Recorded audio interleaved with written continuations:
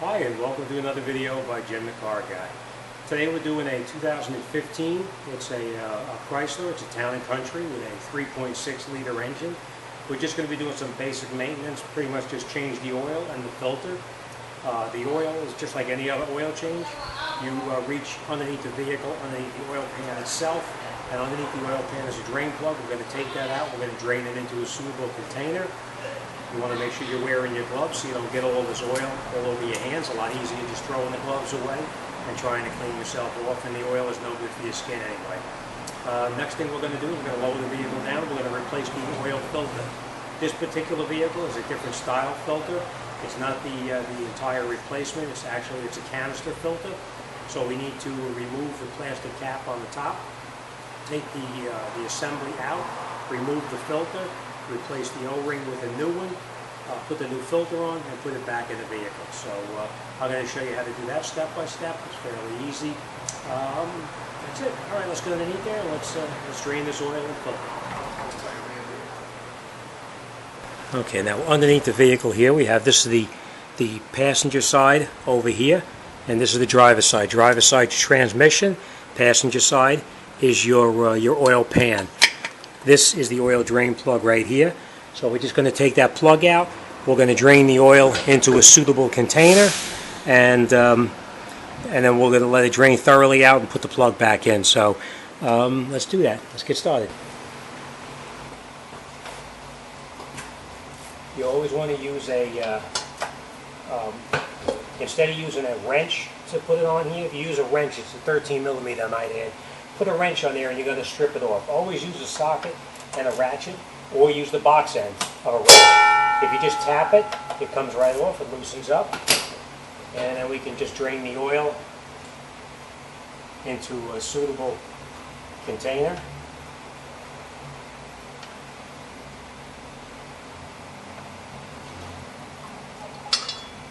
It's very dirty. Alright, so we're going to let this drain out a little bit. Once it finishes draining, we're going to put the oil filter plug, the oil plug back in.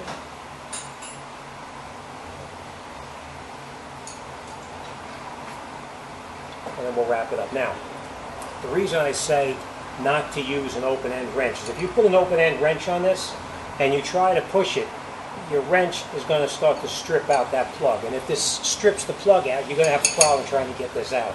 So either use the box end of a wrench like this, or you use a ratchet like this to get it out. Alright, fairly easy. So just use the correct tool and you shouldn't have an issue. We're going to let this drain out for a bit. Once it finishes draining, we'll come right back and we'll finish this job up and lower it down and change the filter.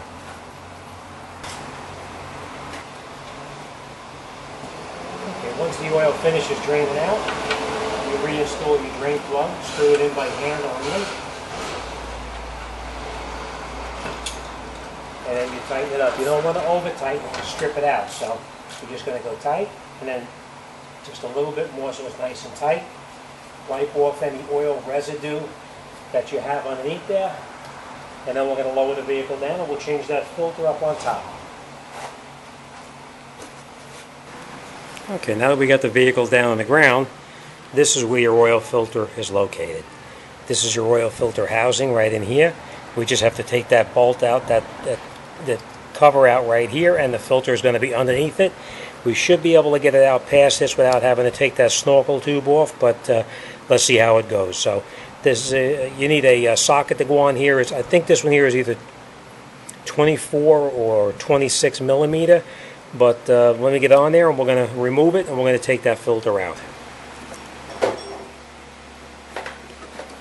Just so you know, they do make a kit like this with all the different size sockets on it. This one here is probably going to be a 24, I think. It is. Okay, so you just put your socket on, and like anything else, you unscrew it.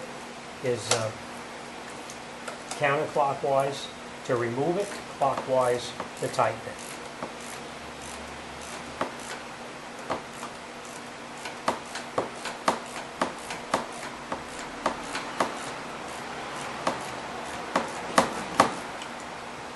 That's why I love this ratchet, because this, as you know, in most of my videos, you'll see me always use this ratchet here because you can get so many different angles off of this ratchet when you're removing it. All right, so now once you've got it loosened up, you can take it out the rest of the way by hand.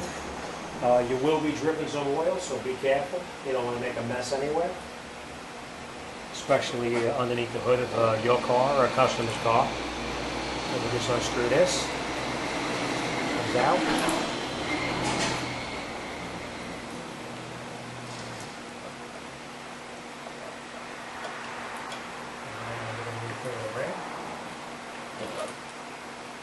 And that is what the oil filter itself looks like. So, and the way you take this off is you just pretty much just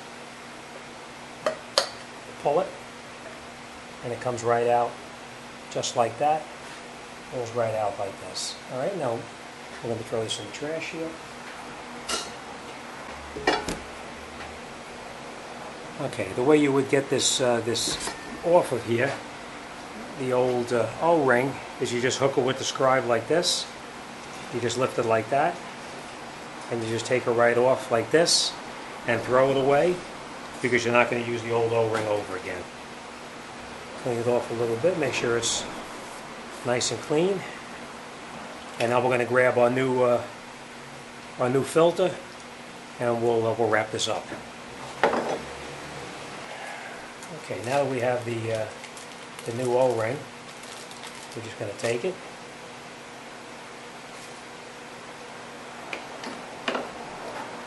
and the way you put it on there is you just hold it over the top like this, hook it with the scribe or a screwdriver or whatever, and just come around like this and bring it right down into the groove right there where it came from. And then what we're going to do, the filter just goes in here like this. You push it and you'll feel it snap. That's it. Now we're going to put a little bit of oil around the O-ring right here, and then we're going to put it back in right down in there. Just put a little bit of oil around the O-ring like this, and then you take it, put it down in here, and you slide it into the housing, and then you turn it in by hand as far down as you possibly can. And then we're going to come in there with our ratchet, and we're going to tighten it up a little bit. Now you're not going to over tighten it because you're screwing plastic down. Over tighten it, you're going to crack it, and you're going to have a problem. It'll leak all over the place. So just bring it down until it touches. Now what's happening is the gasket is pushing down inside that housing, and you lubricated it so it's pushing in nice and easy. And then you'll feel when it stops, it's all the way in, and then you just go a little bit more just to snug it, and that's it. Alright, any kind of residue that's in here, any oily residue, you want to definitely wipe it out of there, or else you're going to wind up with a little bit of smoking issue. Alright, next thing you're going to do is we're going to install the oil in the car. Now, there's lots of different theories out there of oil and all that kind of stuff, but the manufacturer recommends a 5W20. That's what you're going to put in, 5W20. Don't go by what somebody else said on the internet or whatever. Just go by what the manufacturer says. If they say 520, use 520. If they call for 020, use 020. Alright? Next thing we're going to do is we're going to put our oil in right here. It calls for 6 quarts. I already looked it up on a computer. So we're going to put the 6 quarts in. Use a funnel, because even though you may be a good aim, you're bound to make a spill somewhere along the line. So just use a funnel and avoid a problem.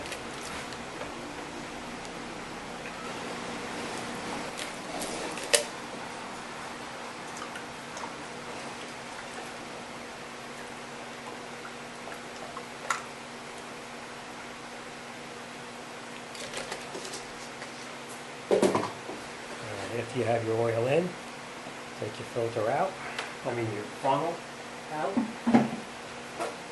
Always install your cap back on. Make sure it's tight. And then we're going to start it up. We're going to run it for just a minute.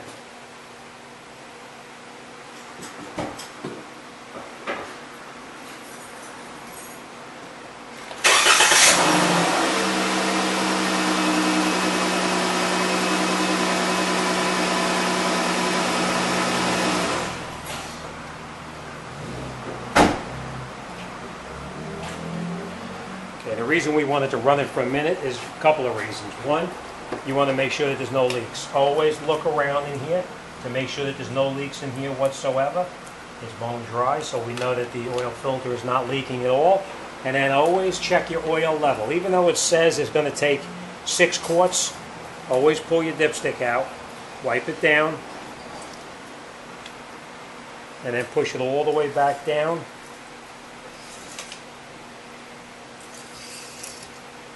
And check to make sure that it's full right to the full mark, which it is. It's right to the full mark, exactly where it belongs.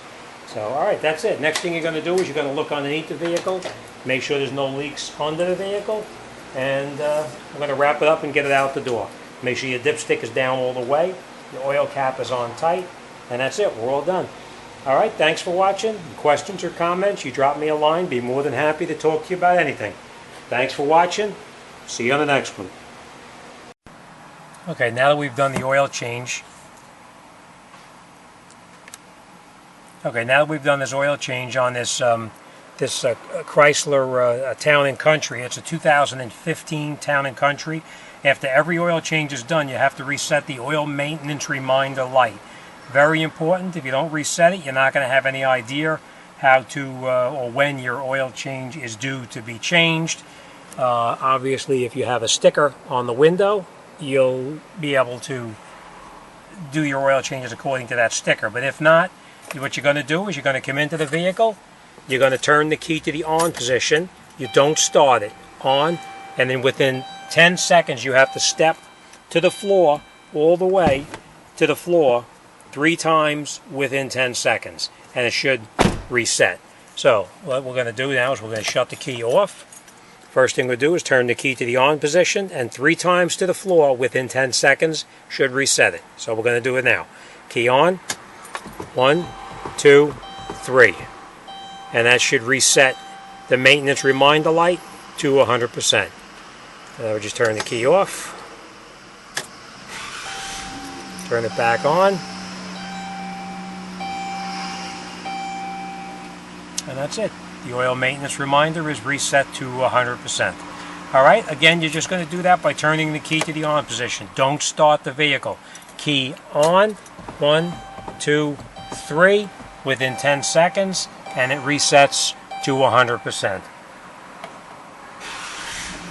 Alright, thanks for watching. Any questions or comments, you drop me a line.